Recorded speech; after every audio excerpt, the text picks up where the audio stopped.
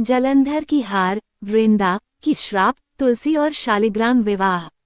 ये कथा असुरराज जलंधर और उसकी पत्नी वृंदा के प्रेम, छल, श्राप और पुनर्जन्म की है। ये हमें सिखाती है कि निष्ठा और भक्ति अमर होती हैं, जबकि छल और अहंकार का अंत निश्चित होता है। ये कथा हमें तुलसी विवाह और शालिग्राम पूजा के महत्व को भी समझाती है। जलंधर का अभ्युदय। समुद्र मंथन के दौरान जब अमृत कलश प्रकट हुआ, तब देवताओं और असुरों के बीच संघर्ष छिड़ गया। इस दौरान समुद्र से एक शक्तिशाली असुर प्रकट हुआ, जिसे जलंधर कहा गया। वह समुद्र का पुत्र था, इसलिए उसमें अपार बल था। जलंधर जन्म से ही वीर और शक्तिशाली था। उसने कठोर तपस्या कर स्वयं को इतना सामर्थ्यवान बना लिया कि कोई भी देवता उसे पराजित नहीं कर सकता था। उसकी शक्ति का एक और बड़ा कारण उसकी पत्नी वृंदा थी।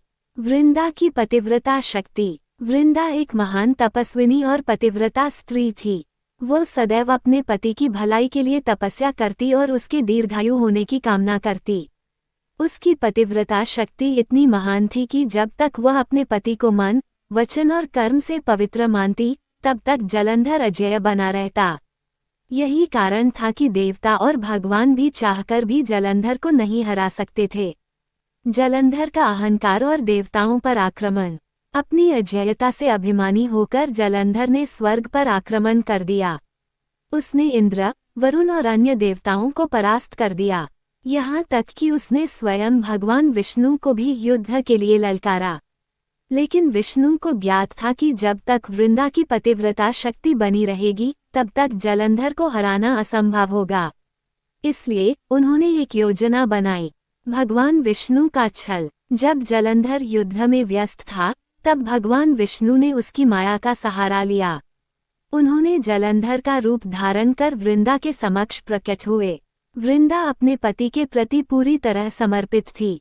जब उसने देखा कि उसका पति युद्ध से वापस लौट आया है, तो वह प्रसन्न हुई। बिना किसी संदेह के उसने उसका अभिवादन किया और उसके चरण स्पर्श किए। लेकिन जैसे ही उसने भगवान विष्णु, जो जलंधर के रूप में थे, को स्पर्श किया, उसकी पतिव्रता भंग हो गई। उसी क्षण जलंधर की शक्ति समाप्त हो गई। भगवान शिव ने इस अवसर का लाभ उठाकर जलंधर का त्रिशूल से वध कर दिया। जब वृंदा को ये ज्ञात हुआ कि जिसे वह अपना पति समझ रही थी, वह वास्तव में भगवान विष्णु थे, तो उसका हृदय क्रोध और पीड़ा से भर गया। वृंदा का श्राप। अपनी तपस्या और सतीत्व भंग होने से वृंदा अत्यंत दुखी हो गई। उसने विष्णु को श्राप देते हुए कहा, हे नारायण, आपने छलपूर्वक मेरे पति का वध कराया। जैसे मैंने अपने पति से वियोग सहा है, वैसे ही आपको भी अपनी पत्नी से वियोग सहना पड़ेगा। ये श्राप कालांतर में भगवान विष्णु के राम अवतार में सत्य सिद्ध हुआ, जब माता सीता का हरण हुआ। वृंदा ने स्वयं को अग्नि में समर्पित कर दिया, लेकिन भगवान विष्णु ने उसके तप और भक्ति को देखकर उसे एक अमर रूप देने का वचन दिया। वृंदा से तुलसी का जन्म।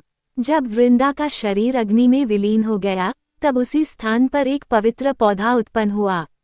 ये पौधा भगवान विष्णु ने स्वयं आशीर्वाद देकर कहा, हे वृंदे, तुम अब से तुलसी के नाम से जानी जाओगी और तुम्हारी पूजा मेरे साथ सदा की जाएगी। तुम्हारे बिना मेरा कोई भी पूजन पूरा नहीं होगा।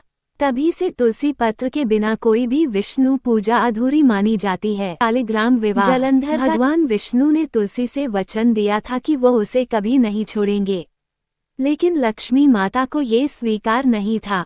तब भगवान विष्णु ने शालिग्राम शिला रूप में तुलसी से विवाह करने का निश्चय किया। आज भी तुलसी विवाह और शालिग्राम पूजा का आयोजन इसी घटना की स्मृति में किया जाता है। निष्कर्ष। ये कथा हमें सिखाती है कि 1. अत्यधिक अहंकार और छल का अंत निश्चित है। 2. पतिव्रता स्त्री की शक्ति इतनी महान होती है कि वह देवताओं को भी प्रभावित कर सकती है। पतन होता है।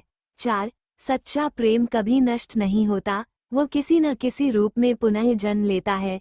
तभी से तुलसी प्रेम, भक्ति और निष्ठा का प्रतीक बन गई और जलंधर का नाम शराब की बुराइयों से जुड़ गया। हमारी कहानी अगर अच्छा लगा हो तो आपसे गुजारिश है कि चैनल को सब्सक्राइब करें, लाइक करें, शेयर करें। वीडियो देखने का धन्यवाद।